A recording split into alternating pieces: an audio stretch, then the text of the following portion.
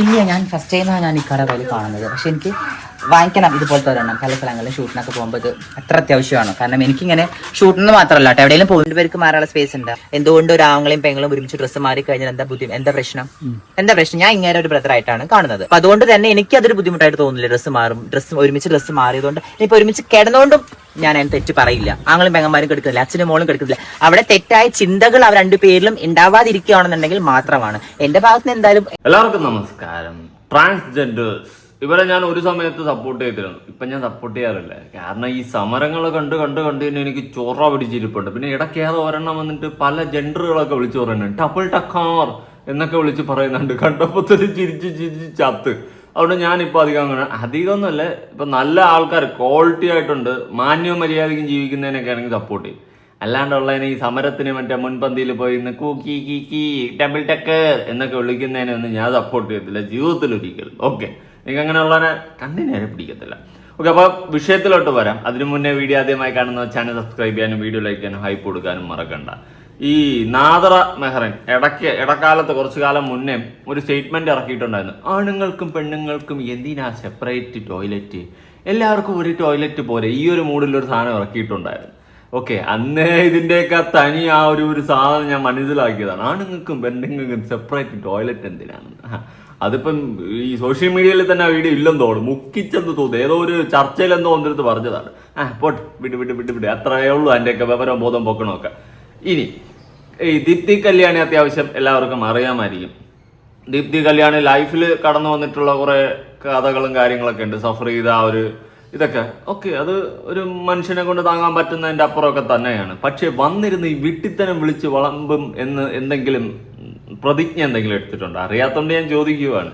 ഇടക്കാലത്ത് ഡ്രസ്സിങ്ങിന്റെ കേസിൽ ഒരു വിവാദം ഉണ്ടാക്കി അന്ന് ഏറിപ്പോയത്. ഇപ്പൊ അടുത്തതും കൊണ്ടുവന്നിരിക്കുകയാണ്. എന്താണ് നിങ്ങളുടെയൊക്കെ ഉദ്ദേശം എന്ന് എനിക്ക് പിടികിട്ടുന്നില്ല, എനിക്ക് മനസ്സിലാവുന്നില്ല. അതുകൊണ്ടാണ് ഞാൻ ചോദിക്കുന്നത്, എന്താണ് ഉദ്ദേശം?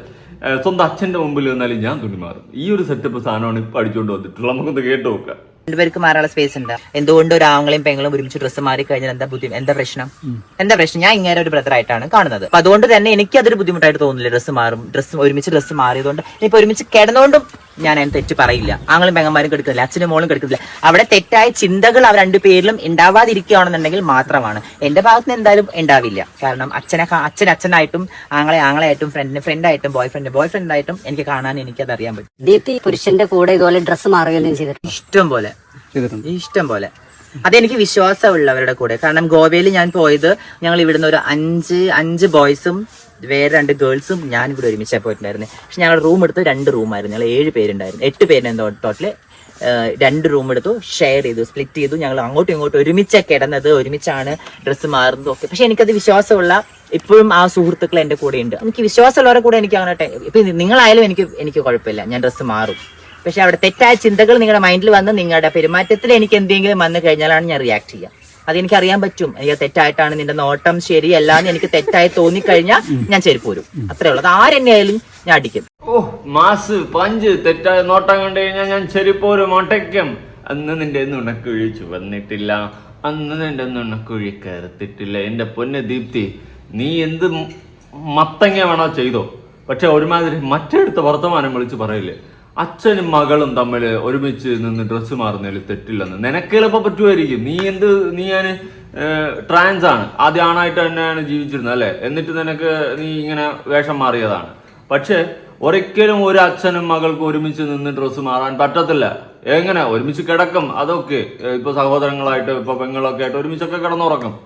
ഓക്കെ, പക്ഷേ ഡ്രസ്സ് മാറുന്ന നിനക്ക് എന്ത് മറ്റേടുത്ത വർത്തമാനം നീ പറയുന്നത്? നിനക്ക് കഴിയായിരിക്കും. നീ ഒരു കാര്യം ചെയ്യും, റോട്ടിൽ ഇറങ്ങി നിന്നിട്ട് ഡ്രസ്സ് മാറിയിട്ട് പറയാം എന്റെ സഹോദരങ്ങളാണ് നിങ്ങൾ എല്ലാവരും ചുറ്റും നിൽക്കുന്നവർ, ഓക്കെ എന്ന് പറഞ്ഞ് നീ ഒന്ന് വായ്ത്താളം അടിച്ചു. അല്ലാണ്ട് ചുമ്മാ ഇമാതിരി ജനറലൈസ് ചെയ്തിട്ടുള്ള സ്റ്റേറ്റ്മെന്റ് വന്ന് പറയില്ലേ. നീ എന്ത് കോപ്രായോ ചെയ്യുന്ന അത് ഓക്കെ, നിന്റെ ലൈഫ്. പക്ഷെ കണ്ടാൽ നമ്മൾ വിമർശിക്കും. പൊതുസമൂഹത്തിൽ ഇറങ്ങി പറയുകയോ പൊതുസമൂഹത്തിൽ ഒന്ന് മറ്റേ അടുത്ത പരിപാടിയെല്ലാം കാണിക്കുകയോ ചെയ്ത് കഴിഞ്ഞാൽ നമ്മൾ പറയും. പക്ഷേ ഒരുമാതിരി ജനറലൈസ് ചെയ്തിട്ട് അച്ഛന്റെ മുന്നിൽ നിന്ന് പെൺമക്കളുടെ ഡ്രസ്സ് മാറുന്നതിൽ വേറെ തെറ്റുമില്ല എന്നുള്ള രീതിയിൽ ഇമാതിരി വെടല വർത്തമാനം പറയരുത്. ഓക്കെ, എന്ത് വേണം ഇത്? കുറച്ച് വിവരം ബോധമൊക്കെ വേണ്ട. ചുമ്മാ അല്ല നാട്ടുകാരിനെ അകറ്റി അടിച്ചു ഓട്ടിച്ച് വിടുന്നത്. ലൈഫിൽ ഒരുപാട് സഫർ ചെയ്ത് വന്നിട്ടുള്ള കഥകൾ കേൾക്കുമ്പോൾ വിഷമം വരും, ഗതികേട് കൊണ്ട് ഇങ്ങനെയൊക്കെ ആയെന്നെങ്കിലും തോന്നും. പക്ഷെ ഇമാതിരി വർത്തമാനം പറയുമ്പോൾ ആ ഒരു ഇതങ്ങ് മാറിക്കിട്ടും. പിന്നെ ഫുള്ള് ദേഷ്യം വരും. ഇതുകൊണ്ടാണ് ഞാൻ ട്രാൻസിനെയൊക്കെ വെറുത്തു തുടങ്ങിയത്. കാരണം ഞാൻ ആദ്യം സപ്പോർട്ട് ചെയ്തിരുന്ന വ്യക്തിയാണ്. അവർ മനുഷ്യരിലെ ജീവിക്കട്ടെ എന്ന്. പക്ഷെ ഈ മറ്റേ ഈച്ചയ്ക്ക് ഇടം കൊടുത്തു കഴിഞ്ഞാൽ മറ്റേ അവിടെ മൊത്തം കയറി ഞരങ്ങുമെന്ന് പറയുന്നത് പോലെ ആ ഒരു സാധനമാണ് ഇതിലൊരു 99% ആൾക്കാരുടെ കോണം. ഓക്കെ, ഒരു 99 എണ്ണം ഇമാതിരി പരിപാടിയാണ്. നമ്മൾ കുറച്ചെവിടെയെങ്കിലും ഒരു അവസരം കൊടുക്കുകയോ ഇടം കൊടുക്കുകയോ ചെയ്ത് ഞാൻ അവിടെ കയറി ഞാനെങ്കിൽ തോലച്ച് കുളമാക്കും. അതാണ് സംഭവിക്കുന്നത്. അത് തന്നെയാണ് സംഭവിക്കുന്നത്. അതുകൊണ്ടാണ് ഞാൻ സപ്പോർട്ട് ചെയ്യാത്തത്. ഇതിൻ്റെ താനി കോണങ്ങൾ ഏതാണ്ടൊക്കെ മനസ്സിലായപ്പം ഇപ്പം ഞാൻ സപ്പോർട്ടേ ചെയ്യത്തില്ല. പിന്നെ മാന്യം മര്യാദയ്ക്കും ജീവിക്കുന്നവർ ആ വഴിക്ക് പൊക്കോ. അല്ലാണ്ട് ഇവരെ ഇങ്ങനെ മുൻപന്തിയിൽ കൊണ്ടുവരണം, മുന്നിലോട്ട് എടുത്ത് വെക്കണം, ഈ പരിപാടിയെ വിട്ട് ഇടയ്ക്ക് അതോ ഡബിൾ ഡക്കർ കോത്ത എങ്ങനെ എന്തോ സാധനമൊക്കെ ഇരുന്ന് വിളിക്കുന്നുണ്ട്. നാളെ പട്ടി എന്ന് പറഞ്ഞുകൊണ്ട് പട്ടിയുടെ രൂപമായിട്ട് ഞാൻ നാളെ ഒരു പട്ടിയാണെന്ന് പറഞ്ഞു കഴിഞ്ഞാൽ അതും നമ്മൾ അംഗീകരിക്കുന്നു. ഇതാണ് അവസ്ഥ ഇപ്പോഴത്തെ. വളരെ പരിതാപകരം. ഈ ഡ്രസ്സിങ്ങിന്റെ കേസിൽ ഇപ്പൊ ഇവള് പറയുന്നുണ്ടല്ലോ, എന്താ സ്വന്തം അച്ഛന്റെ കൂടെ നിന്നാലും ഡ്രസ്സ് മാറാന്ന്.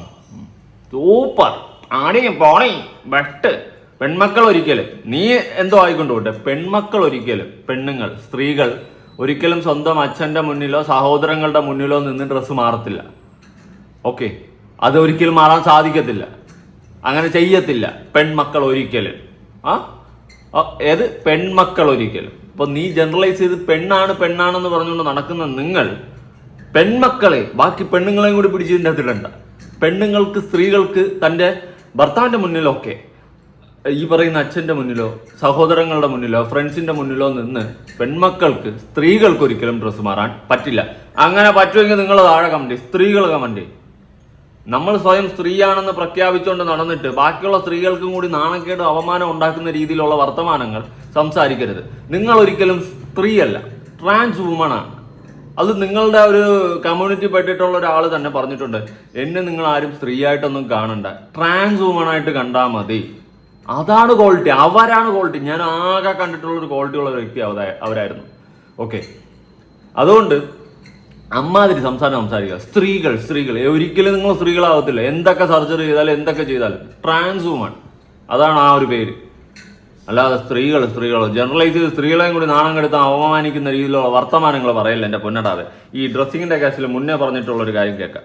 ഇല്ല, ഞാൻ ഫസ്റ്റ് ടൈമാണ് ഞാൻ ഇക്കാടെ കയ്യിൽ കാണുന്നത്. പക്ഷെ എനിക്ക് വാങ്ങിക്കണം ഇതുപോലത്തെ ഒരെണ്ണം. പല സ്ഥലങ്ങളിൽ ഷൂട്ടിനൊക്കെ പോകുമ്പോൾ ഇത് അത്ര അത്യാവശ്യമാണ്. കാരണം എനിക്കിങ്ങനെ ഷൂട്ടിന് മാത്രമല്ല കേട്ടോ, എവിടെയെങ്കിലും പോകുന്നുണ്ടെങ്കിൽ എക്സ്ട്രാ ഡ്രസ്സ് കൈ പിടിക്കാറുണ്ട്. അത് ട്രിപ്പായാലും അല്ലെങ്കിൽ എവിടെയെങ്കിലും പോകുന്നുണ്ടെങ്കിൽ 1-2 ഡ്രസ്സ് എൻ്റെ കയ്യിലുണ്ടാവും. അപ്പോൾ എനിക്ക് വണ്ടിയിലൊക്കെ ഇരുന്ന് മാറേണ്ടി വന്നിട്ടുണ്ട്. നമ്മൾ കൊണ്ടുപോയി ഡ്രസ്സ് ഗ്ലാസ്സിലിട്ടിട്ട് ഗ്ലാസ് ക്ലോസ് ചെയ്തിട്ട് വണ്ടിയുടെ ഉള്ളിലിരുന്ന് സാരി വരഞ്ഞ് കൊടുത്തിട്ടുണ്ട് കാറിലൊക്കെ ഇരുന്നിട്ട്. അപ്പോൾ അത് ഭയങ്കര ബുദ്ധിമുട്ടാണ്. പക്ഷെ ഇത് നല്ല അടിപൊളിയാണ്. നമുക്ക് നന്നായിട്ട് യൂസ് ചെയ്യാൻ പറ്റുന്ന ഒരു സാധനമാണ്. നടു റോട്ടിലിട്ടിട്ട് വേണമെങ്കിൽ ഡ്രസ്സ് മാറാം, പക്ഷെ ആൾക്കറിയില്ല. ഓക്കെ, നമുക്ക് എന്തിനാ ദീപ്തി, ചുറ്റും നിൽക്കുന്ന സഹോദരങ്ങളല്ലേ, അത് നാണമൊന്നും വേണ്ടല്ലോ, നാണിക്കേണ്ട കാര്യമില്ലല്ലോ. അതായത് ഇയാള് സ്വയം ബാക്കിയുള്ളവരെ സഹോദരങ്ങളായിട്ട് കണ്ടു കഴിഞ്ഞാൽ നടു റോട്ടിൽ ഇറങ്ങിന്ന് മാറാമല്ലോ. ഈ പറയുന്ന ടെൻറ്റും കാര്യങ്ങളൊന്നും വേണ്ടല്ലോ. കാർ എന്തിനാ, ഗ്ലാസ് അടയ്ക്കുന്ന എന്തിനാ, ചുറ്റും പോകുന്ന സഹോദരങ്ങളല്ലേ.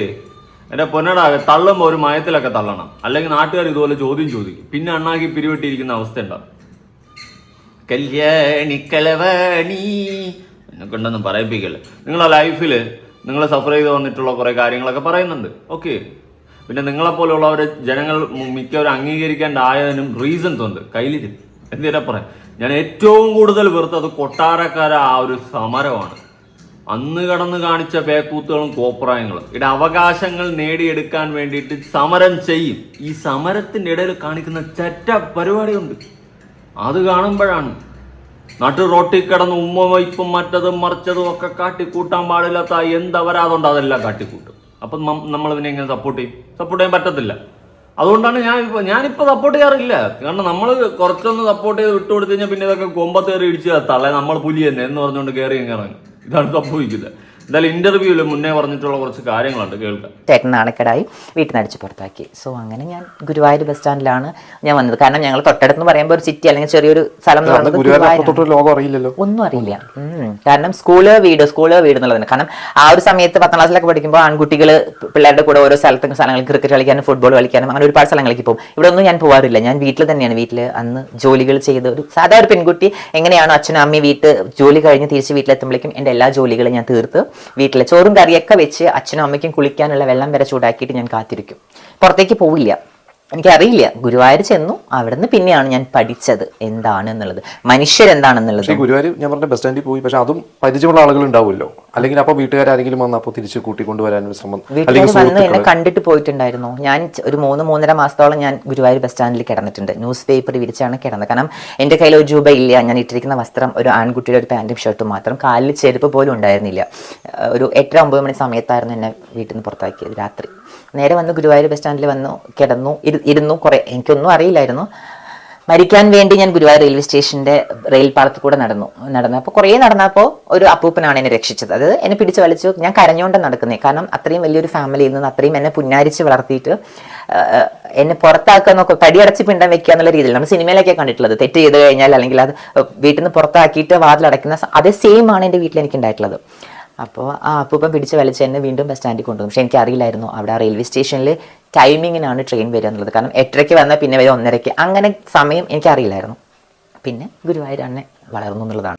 ഓക്കെ, അങ്ങനെ ഗുരുവായൂരാണ് ദീപ്തി കല്യാണി വളർന്ന് ഇന്ന് പന്തലിച്ച് ഈ ലെവലിൽ എത്തിയിട്ടുള്ളത്. ഓക്കെ, ലൈഫിൽ ഒരുപാട് സഫർ ചെയ്തിട്ടുണ്ട്. കാരണം കുടുംബത്തിൽ നിന്നും തന്നെ പുറത്താക്കപ്പെട്ടു. കുടുംബത്തിൽ നിന്നും പുറത്താക്കപ്പെട്ടു എന്ന് പറയുമ്പോൾ 6 മക്കൾ എങ്ങാണ്ട് ഉണ്ടായിരുന്നു, അല്ല 6ാമത്തെ എന്തോ ആണെന്ന് തോന്നുന്നു ദീപ്തി. അങ്ങനെ മകനായിട്ട് വളർന്നു. പക്ഷേ അപ്പം തന്നെ ചെറിയൊരു ഈ ഒരു ഷൈനെസ് ഉണ്ടായിരുന്നതുകൊണ്ട് തന്നെ മൂത്ത സഹോദരൻ്റെ കൂട്ടുകാരൊക്കെ അവനെ കളിയാക്കുമായിരുന്നു. ഇനി എന്തിനാ ഇക്കരെ ഈ ഒരു സെറ്റപ്പിൽ കളിയാക്കുമായിരുന്നു. അതിനെ തുടർന്നൊക്കെ അങ്ങേര് പ്രശ്നം ഉണ്ടാക്കി, പിന്നെ വീട്ടിൽ പ്രശ്നമായി. അങ്ങനെ അവസാനം പുറത്താക്കി എന്ന് തന്നെയാണ് പറയുന്നത്. അങ്ങനെ പുറത്താക്കി വന്നാണ് ഗുരുവായൂർ അമ്പലത്തിൻ്റെ അവിടെ എവിടെയൊക്കെ കിടന്നു ജീവിച്ചു, സഫർ ചെയ്തു, ഒരുപാട്. പിന്നെ സെക്സ് വർക്ക് ചെയ്തു. അങ്ങനെ ഇങ്ങനെയൊക്കെ പല രീതിയിൽ ജീവിച്ചു. ജീവിതം എന്താണെന്ന് പഠിച്ചു. ഒക്കെ ശരിയാണ്. നിങ്ങളുടെയൊക്കെ ജീവിതങ്ങൾ കേൾക്കുമ്പോൾ, ജീവിത കഥകൾ കേൾക്കുമ്പോൾ വിഷമം വരും. പക്ഷെ അതിൻ്റെ അപ്പുറം ആ വിഷമം അയ്യേ എന്നൊന്നും തോന്നാത്ത രീതിയിൽ വെറും പീക്ക് ലെവലിൽ വൃത്തികേട് കാണിച്ചുകൊണ്ട് പിന്നെ നമ്മളെ കൊണ്ട് തന്നെ തിരിച്ച് പറയിപ്പിക്കുന്ന രീതിയിലാണ് പല പ്രവൃത്തികളും ചെയ്യുന്നത്. ഇപ്പം തന്നെ ഒരു അച്ഛനും മകളും ഒരുമിച്ച് നിന്ന് ഡ്രസ്സ് മാറി എന്താ കുഴപ്പം? ഇമാതിരി സ്ത്രീകൾ സ്വന്തം അല്ലെങ്കിൽ സ്വന്തം പെൺമക്കൾ അപ്പൻ്റെ കൂടെ നിന്ന് ഡ്രസ്സ് മാറുന്ന ഈ ഒരു ഇമാതിരി തൊട്ടി സ്റ്റേറ്റ്മെന്റുകൾ അടിക്കുമ്പോൾ അക്സെപ്റ്റ് ചെയ്യാൻ പറ്റൂല്ലേ? സീരിയസ്ലി അക്സെപ്റ്റ് ചെയ്യാനേ പറ്റത്തില്ല. വിവരക്കേടെന്ന് വെച്ച് കഴിഞ്ഞാൽ അതിൻ്റെ അങ്ങേയറ്റം വിളിച്ചങ്ങ് പറയും. പിന്നെ ഇങ്ങനെ നാട്ടുകാർ അക്സെപ്റ്റ് ചെയ്യും, സ്വാഭാവികം. ഓക്കെ, ഇനി ലൈഫിൽ ഒരുപാട് സഫർ ചെയ്തൊക്കെ വന്നു. പക്ഷെ വിവരക്കേടുകളാണ് നിങ്ങളെയൊക്കെ ജനങ്ങളിൽ നിന്നും അകറ്റി നിർത്തുന്നത്. എന്തിന്? എനിക്ക് തന്നെ പണ്ട് ഒരുമാതിരി തോന്നിയിട്ടുണ്ട്. കാരണം ട്രെയിനിലൊക്കെ അല്ലെങ്കിൽ ബസ്സിൽ, മീൻസ് ഈ പറയുന്നത് പോലെ തമിഴ്നാട്ടിൽ ചില സ്ഥലങ്ങളിലൊക്കെ ഞാൻ പോയിട്ടുള്ളപ്പോൾ നമ്മളടുത്ത് ഓടി വരും. അന്ന് ഇപ്പോൾ കാശ് ചോദിക്കും, നമ്മളുണ്ടെന്ന് പറഞ്ഞുകൊണ്ട് കൊടുത്താൽ കൊടുത്തു, ഇല്ലെങ്കിൽ ഇല്ല. കൊടുത്തില്ലെങ്കിൽ അവർ ചെയ്യുന്ന കുറേ തൊട്ടി പരിപാടികളൊക്കെ ഉണ്ട് ഈ ട്രാൻസ് ആയിട്ടുള്ള ആൾക്കാർ. തൊട്ടി പരിപാടി എന്ന് വെച്ച് കഴിഞ്ഞാൽ അമ്മാതിരി തൊട്ടി പരിപാടി. അപ്പോൾ ഇങ്ങനെയൊക്കെ ചെയ്യുന്നത് കാരണമാണ് ജനങ്ങൾ വെറുത്തത്, വെറുപ്പ് ഏറ്റുവാങ്ങി. അതുപോലെ സമരം എന്ന് പറഞ്ഞ് കാണിക്കുന്ന പേക്കൂത്തുകൾ, അത് കാരണമാണ് ഞാൻ വെറുത്തത്. സീരിയസ്ലി ഞാൻ പറയാം, ഞാൻ വെറുത്ത ആ ഒരൊറ്റ കാരണമാണ്. ജീവിക്കുന്നവർ മാന്യമായിട്ട് ജീവിക്കട്ടെ എന്നൊക്കെ പറഞ്ഞ് ഇവരെ സപ്പോർട്ട് ചെയ്തുകൊണ്ടിരുന്നതാണ് വർഷം ബാക്ക് ഞാൻ. പക്ഷേ സമരം കാരണം, പ്രത്യേകിച്ച് ആ കൊട്ടാരക്കാർ നടന്നിട്ടുള്ള അപരാധ സമരം കാരണം ഞാൻ വെറുത്ത് പണ്ടാറങ്ങി. എൻ്റെ ജീവിതത്തിൽ ഞാൻ ഇതിനെയൊന്നും സപ്പോർട്ട് ചെയ്ത് ഇതിനെ മുന്നോട്ട് കൊണ്ടുവരണമെന്ന് പറഞ്ഞാൽ ഞാൻ സംസാരിക്കില്ല. പിന്നെ മാന്യമായിട്ട് ജീവിക്കുന്നവർക്ക് ജീവിക്കാം, അത്രേ ഉള്ളൂ. ഓക്കെ, ഇനി അടുത്ത് ബാക്കി കേൾക്കാം. ഒരുപാട് സുഹൃത്തുക്കളെ കിട്ടി എനിക്ക് അവിടെ നിന്ന്. അന്ന് എങ്ങനെയാണ് പിന്നീട് ഈ പറഞ്ഞ ജീവിക്കാനുള്ള, അല്ലെങ്കിൽ ഒരു ഭക്ഷണം കഴിക്കണം, കുറെ കാര്യങ്ങൾ അതൊക്കെ? അല്ല, ഞാൻ അവിടെ നിന്ന് പിന്നെ എനിക്ക് എൻ്റെ സുഹൃത്തുക്കളെ കിട്ടി. സുഹൃത്തുക്കൾ എന്ന് പറഞ്ഞാൽ എന്നെ പോലെ തന്നെ സ്ത്രേണതയുള്ള ഗുരുവായൂർ ഞങ്ങളുടെ ഭാഗത്ത് ഒത്തിരി പേരുണ്ട്. പക്ഷെ എന്നെ പോലെ പുറത്ത് സംസാരിക്കാനോ അല്ലെങ്കിൽ അവരുടെ ഉള്ളിലായിരുന്നു സ്ത്രീത്വം എന്നുണ്ടായിരുന്നു. എനിക്കത് ഉള്ളിലത്തെ പുറത്തെടുക്കണമെന്നായിരുന്നു എൻ്റെ ആഗ്രഹം. അപ്പം എനിക്ക് ഫൈസൽ എന്ന് പറഞ്ഞ നമ്മുടെ ഇപ്പോൾ പുള്ളിക്കാരി എറണാകുളത്താണ്, ഫൈസൽ, അങ്ങനെ ഒരുപാട് ഇനി പേര് പറയുന്നില്ല, കാരണം അവരിപ്പോഴും ആ ഒരു ലെവലിലാണ് നിൽക്കുന്നത്, ആ ഒരു ഇതിൽ തന്നെയാണ് നിൽക്കുന്നത്, ജെൻഡറിൽ തന്നെയാണ് നിൽക്കുന്നത്. അപ്പം അതുകൊണ്ട് തന്നെ എന്നെ സഹായിക്കാൻ എന്ന് വെച്ച് കഴിഞ്ഞാൽ എനിക്ക് എന്നോട് സംസാരിക്കാൻ ഞാൻ എന്നും കരച്ചിലായിരുന്നു.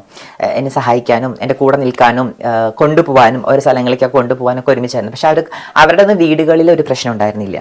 അപ്പം അതുകൊണ്ട് തന്നെ രാവിലെ മുതൽ വൈകുന്നേരം വരെ ഞങ്ങൾ ഫ്രണ്ട്സ് ആയിട്ട് ഇരുന്ന് അടിച്ചു പൊളിച്ചിട്ട് ഈവനിങ് ആയി കഴിഞ്ഞാൽ അവർ വീട്ടിൽ പോകും. അപ്പോൾ ഞാൻ തനിച്ചാവും.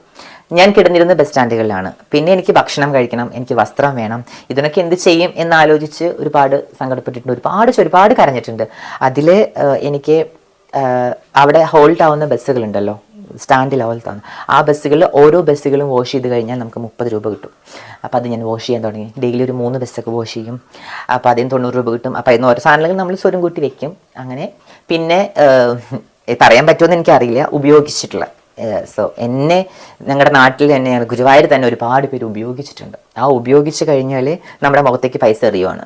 അന്നത്തെ കാലത്ത് 50, 100 എറിയുമ്പോൾ നമുക്കത് പൈസ കാണും, നമുക്ക് അത്യാവശ്യം നമുക്ക് എന്താ വേണ്ടത്, ഇടാൻ വസ്ത്രം, എനിക്ക് ഭക്ഷണമാണ് വേണ്ടിയിരുന്നത്. അങ്ങനെ അതും എൻ്റെ ലൈഫിൽ നടന്നിട്ടുള്ള ഒരു കാര്യം തന്നെയാണ്. അങ്ങനെ ജീവിച്ചു. ഓക്കെ, അങ്ങനെ ഒരുപാട് കഷ്ടപ്പെട്ടു. പക്ഷെ അതിൻ്റെ ക്വാളിറ്റി വർത്തമാനത്തിൽ കാണിക്കാറില്ല. അതാണ് നാട്ടുകാർ വെറുക്കുന്നത്. നിങ്ങൾ സഫർ ചെയ്തത് അല്ലെങ്കിൽ അത്രയും മനസ്സ് മരവിച്ച ഒരു സിറ്റുവേഷനിൽ കടന്നുപോയി.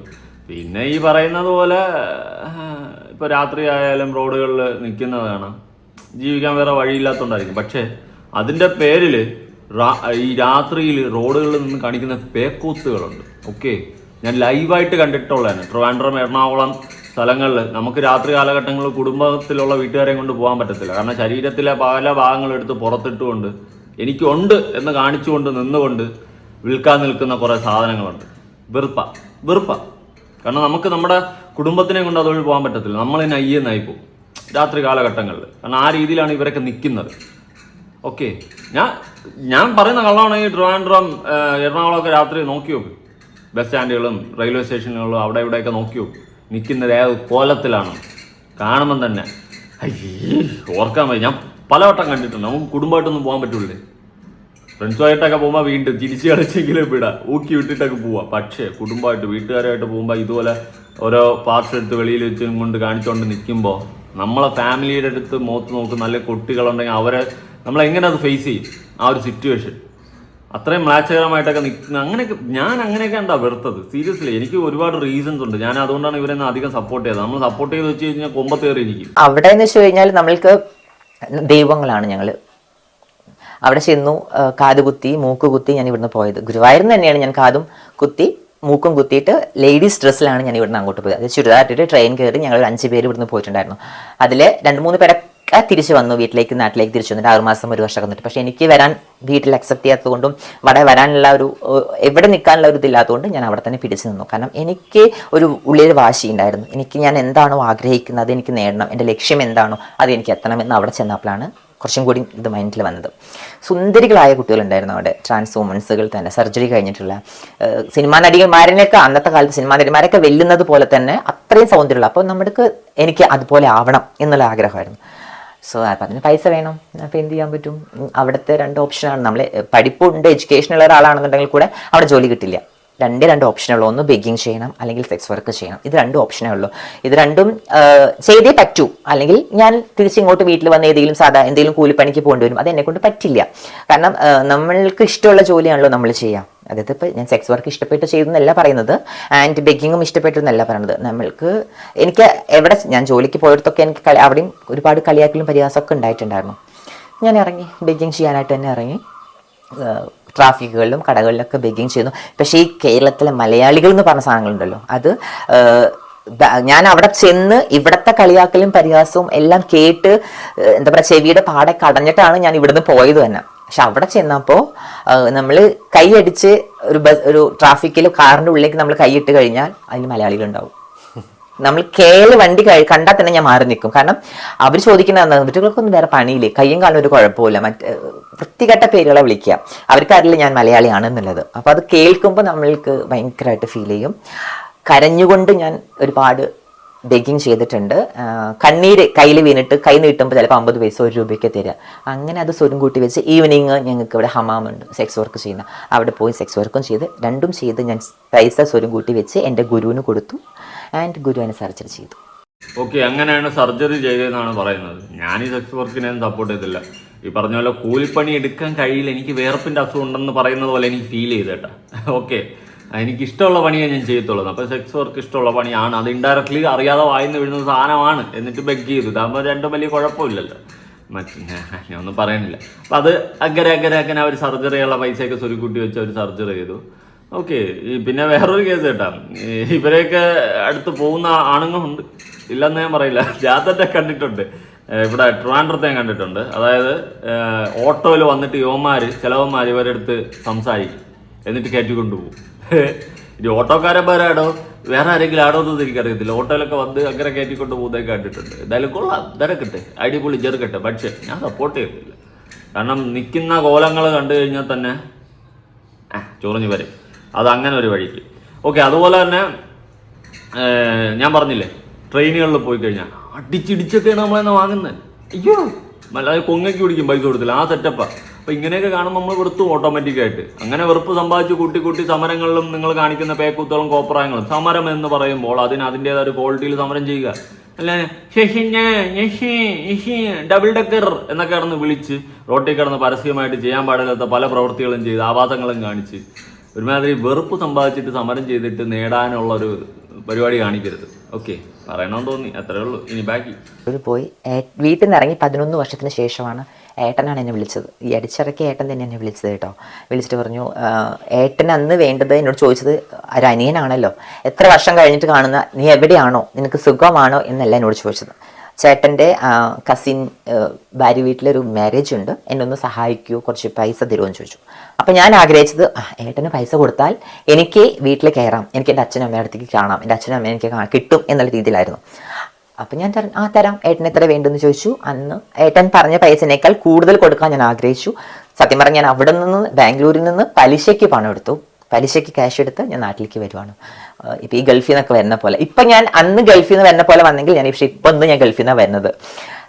കാരണം ഒരുപാട് സാധനങ്ങളും, അമ്മയ്ക്ക് കമ്മല്, അമ്മയ്ക്ക് ചെറിയൊരു മാല, അച്ഛന് മോതിരം, പിന്നെ ഒരുപാട് സാധനങ്ങൾ വാങ്ങിച്ച് പിള്ളേർക്കൊക്കെ ചേച്ചി പിള്ളേർക്കും എല്ലാവർക്കും. അപ്പോൾ കണക്ഷൻ ഉണ്ടായിരുന്നു എനിക്ക് അമ്മേനെയായിട്ട്. ഞാൻ ഇടയ്ക്കിടയ്ക്ക് വന്ന് പോകുന്ന സമയത്ത് അമ്മയുടെ കോൺടാക്ട് നമ്പർ എനിക്ക് കിട്ടി, ഞാൻ അമ്മേനെ ഇടയ്ക്ക് വിളിക്കാറുണ്ട്, സംസാരിക്കാറുണ്ട്. അപ്പോൾ ഞാൻ വീട്ടിൽ വന്നു. ഗുരുവായൂർ ഏറ്റവും വലിയ ഹോട്ടൽ തന്നെയാണ് ബാസുരി ഇൻ എന്ന് പറയും, അന്ന് ഗുരുവായൂർ സ്റ്റാൻഡിൻ്റെ ഓപ്പോസിറ്റ്. അപ്പോൾ നിങ്ങൾ ചിന്തിക്കണം, ന്യൂസ് പേപ്പർ വിരിച്ച് കിടന്ന ഞാൻ ബാസുരി ഇന്നിലാണ് താമസിക്കാൻ റൂം എടുത്തത്. ഏട്ടൻ എന്നെ വന്ന് കാണുന്നു. ഏട്ടൻ താഴെ റിസപ്ഷനിൽ വന്ന് എന്നെ വിളിച്ചു, എവിടെയാണെന്ന് വെച്ചപ്പോൾ ഞാൻ പറഞ്ഞു ഹോട്ടലിലുണ്ട്. സോ ഏട്ടൻ റിസപ്ഷനിൽ വന്ന് നിൽക്കുന്ന സമയത്ത് ഞാൻ സ്റ്റെയർ കേസ് ഇറങ്ങി ഇങ്ങനെ വന്നുകൊണ്ടിരിക്കുകയാണ്, സാരി കൊടുത്ത്. ഏട്ടൻ ഷോക്കായി പോയി എന്നെ കണ്ടപ്പോൾ തന്നെ. കാരണം ഞാൻ എവിടെയും റിവീൽ ചെയ്തിട്ടുണ്ടായിരുന്നില്ല എൻ്റെ ഫോട്ടോസോ, ഞാൻ സർജറി കഴിഞ്ഞ ഒന്നും ആർക്കും അറിയാം, പക്ഷെ എന്നെ കാണാൻ പറ്റില്ല. അന്നൊന്നും ഞാൻ ഫേമസ് ആവുന്നില്ല, അല്ലെങ്കിൽ ഒന്നിലും വന്നിട്ടില്ല, നമ്മുടെ കയ്യിലെ ഫോട്ടോസുകൾ മാത്രമല്ലായിരുന്നു. ഏട്ടൻ കണ്ടു, ഏട്ടന് ഷോക്കായി പോയി. ഏട്ടൻ പറഞ്ഞു, എന്തിനാ ഇവിടെ താമസിക്കണേ, നമുക്ക് വീട്ടിൽ പോകാന്നുള്ള രീതിയിൽ ഏട്ടനെ വിളിച്ചു. നേരെ ഞങ്ങൾ, ഏട്ടൻ പറഞ്ഞു ഓട്ടോ വിളിക്കാമെന്ന് പറഞ്ഞു. ഓട്ടോയാ എന്നുള്ള രീതിയിൽ ഞാൻ ഡയലോഗ് അടിച്ചു, ടാക്സി വിളിച്ചു, നേരെ വീട്ടിലേക്ക് ചെല്ലുവാണ്. വീട്ടിൽ ചെല്ലുമ്പോൾ എൻ്റെ അമ്മ ആ നാട്ടിലെ എല്ലാ ജനങ്ങളെയും വിളിച്ച് കൂട്ടിയിരിക്കുകയാണ്. കാരണം എന്നെ അടിച്ചിറക്കുമ്പോൾ ഏട്ടൻ്റെ സൗണ്ടും ഞങ്ങളുടെ തമ്മിലുള്ള വഴക്കും കേട്ടിട്ട് ജനങ്ങൾ മുഴുവൻ ഉണ്ടായിരുന്നു. എൻ്റെ കസിൻസ് ഉണ്ടായിരുന്നു, അച്ഛൻ്റെ പാപ്പനും വെല്ലിച്ചിൻ്റെ അവരൊക്കെ കുറേ മക്കളുണ്ടായിരുന്നു. അവരാരും എന്നെ വിളിച്ചിട്ടുണ്ടായിരുന്നില്ല. സോ ഏട്ടൻ അടിച്ചിറക്കിയ സമയത്ത് അതൊക്കെയെങ്കിലും വിളിക്കായിരുന്നില്ല. അന്നത്തെ രാത്രി അന്ത്യം ഉറങ്ങിക്കഴിഞ്ഞാൽ പിറ്റേന്ന് രാവിലെ ശരിയാവുന്നില്ല, ആരും എന്നെ വിളിച്ചിട്ടുണ്ടായിരുന്നില്ല. അപ്പം ഞാൻ എന്ത് ചെയ്തു, ഈ അമ്മ എൻ്റെ പോലെ തന്നെ കുറച്ച് വാശിയുള്ള പോലെ തന്നെ കേട്ടോ. അമ്മ എല്ലാവരും വിളിച്ചു വരുത്തി. ഞാൻ വീട്ടിലേക്ക് വന്നു. വീട്ടിൽ കയറുന്ന സമയത്ത് കുറച്ചങ്ങ് എത്തുന്ന സമയമാകുമ്പോഴേക്ക് ഏട്ടൻ പറയാട്ടാ എൻ്റെ അടുത്ത്, എന്തെന്ന്, നീ ഇവിടെ ഇറങ്ങി, അല്ല ഞാൻ ഇവിടെ ഇറങ്ങാം, നീ വീട്ടിലേക്ക് കയറിക്കോ, ഞാൻ പുറകു വശത്തോടെ വരാമെന്ന് പറഞ്ഞു. ഞാൻ പറഞ്ഞു വേണ്ട, ഇത്രയും കഷ്ടപ്പെട്ട് എനിക്ക് ഇങ്ങോട്ട് വരണമെങ്കിൽ ഏട്ടൻ എൻ്റെ കൂടെ വരണം, എങ്കിലും ഞാൻ വരില്ല, ഞാൻ ഈ കാർ നേരെ ബാംഗ്ലൂർക്ക് വിടുന്നു പറഞ്ഞു. ഇല്ലല്ല ഞാൻ വരാമെന്ന് പറഞ്ഞു. സോ ഏട്ടൻ ഫ്രണ്ടിൽ, ഞാൻ കാറിൽ ബാക്കിൽ, നേരെ വീടിൻ്റെ ഫ്രണ്ടിൽ ചെന്നപ്പോൾ തന്നെ എനിക്ക് ഉള്ളിലൊരു വാശിയായിരുന്നു കേട്ടോ. ഡോറ് തുറക്കാൻ എനിക്ക് അറിയാഞ്ഞിട്ടല്ല ഞാൻ ഡോർ തുറന്നില്ല. ഏട്ടൻ ഇറങ്ങിയപ്പോൾ ഞാൻ ഡോർ തുറക്കണ പോലെ ചുമ്മാ ഇങ്ങനെ കാണിച്ച് ഏട്ടൻ ഇറങ്ങി ഡോർ തുറന്നു തന്നെ എനിക്ക്. ഞാൻ സത്യമായിട്ട് നമ്മുടെ ഈ പടയപ്പ സിനിമ, കുറേ സിനിമകളിലൊക്കെ ഹീറോയിൻ വന്ന് ഇറങ്ങുന്നുണ്ടല്ലോ, അതേ മൈൻഡ്, ആ ഒരു വീറും വാശി തന്നെയായിരുന്നു എനിക്ക്. ഞാൻ ഇറങ്ങി, എല്ലാവരും നോക്കിയാൽ അപ്പോൾ എല്ലാവരും അന്തം വിട്ട് നോക്കുക. ഉമ്മരം വീടിൻ്റെ ഫ്രണ്ടിൽ ചവിട്ടുപടി കയറിനേക്കാൻ മുമ്പ് ഞാൻ ഏട്ടനോട് ചോദിച്ചു, ഏട്ടൻ 12 വർഷങ്ങൾ ഞാൻ എന്നെ ഇവിടുന്ന് അടിച്ചിറക്കുമ്പോൾ ഒരു ഡയലോഗ് പറഞ്ഞിട്ടുണ്ടായിരുന്നു, അത് ഏട്ടന് ഓർമ്മയുണ്ടോ ഇല്ലെന്ന് എനിക്കറിയില്ല. കാരണം ഈ വീട്ടിൽ നീ ജീവിക്കണമെങ്കിൽ ഒന്നുമല്ല ആണോ അല്ലെങ്കിൽ പെണ്ണോ ആയി ജീവിക്കണം, ആണും പെണ്ണും കേട്ട് ഈ വീട്ടിൽ ജീവിക്കാൻ പറ്റില്ല എന്ന് പറഞ്ഞു. അത് ഞാൻ ഏട്ടനെ എടുത്തപ്പോൾ ഏട്ടനെ വീണ്ടും ഞാൻ അങ്ങനെ പറഞ്ഞൂലേ എന്നുള്ളത്. സോ ഇന്ന് ഞാനൊരു പെണ്ണാണ്, ഞാനൊരു സ്ത്രീയാണ്, ഏട്ടൻ്റെ അനിയത്തിയായിട്ട് എന്നെ സ്വീകരിക്കാൻ പറ്റുമെന്ന് വെച്ചു. ഏട്ടൻ കരഞ്ഞു എൻ്റെ കാല് പിടിക്കാൻ വന്നു. അപ്പോൾ ഞാൻ കൈ പൊന്തിച്ചു, ആക്കി ഹഗ് ചെയ്തു, എനിക്ക് ഉമ്മയൊക്കെ തന്നു. ഏട്ടനാണ് എന്നെ സ്വീകരിച്ച് വീട്ടിലേക്ക് കയറ്റിയത്. അങ്ങനെ ഒരുപാടുണ്ട്, സംസാരിക്കാൻ ഒത്തിരി ഉണ്ടാവും. അങ്ങനെയാണ് തിരിച്ച് വീട്ടിലോട്ട് ഇത്രയും വർഷങ്ങൾക്ക് ശേഷം തിരിച്ചു വന്നു. ഓക്കെ, അങ്ങനെ നല്ലൊരു മൊമെന്റ് ആയിട്ട് ലൈഫിൽ ഇറക്കി വിട്ടെടുത്തുന്നതിനെ തിരിച്ച് അവരെന്നെ വിളിച്ചു, ഒരു അടിപൊളി മൊമെന്റ്. ഇതുപോലെയൊക്കെ നല്ല കാര്യങ്ങളൊക്കെ നടന്നു കഴിഞ്ഞാൽ നല്ല രസമുണ്ട്. പക്ഷേ കാണിക്കുന്ന വേക്കോത്തുകളും മണ്ടത്തരങ്ങളും വിളിച്ചു പറയുന്ന പൊട്ടത്തരങ്ങളും കാണുമ്പോൾ ചൊറിഞ്ഞു പരിപാടി തീ കല്യാണി എന്തൊക്കെയാ വിളിച്ചു പറയുന്നത്, അച്ഛനും മോളും ഒരുമിച്ച് നിന്ന് ഡ്രസ്സ് മാറിക്കോ, വാവ് അമേസിങ് ആയിട്ടുണ്ട്. ഇതുപോലത്തെ മണ്ടത്തരങ്ങൾ വിളിച്ചു പറഞ്ഞു കഴിഞ്ഞാൽ സപ്പോർട്ട് ചെയ്തിട്ട് വാ ദീപ്തി കല്യാണി കൊലാണി എന്നൊക്കെ പറഞ്ഞുകൊണ്ട് കൈയടിക്കുക ഞാൻ ഇല്ലേ, എന്നെ കിട്ടത്തില്ല. അപ്പം ശരി, ഇത് പറയണമെന്ന് തോന്നി. അപ്പം നിങ്ങളുടെ അഭിപ്രായങ്ങളൊക്കെ ഒന്ന് ആഴക്കം വേണ്ടി. എന്തായാലും ലൈഫിൽ എന്തെങ്കിലുമൊക്കെ അടങ്ങി ഒതുങ്ങിയൊക്കെ ജീവിക്കാൻ നോക്കുക, കൂടുതലൊന്നും പറയാനില്ല. അപ്പം ശരി, ബൈ.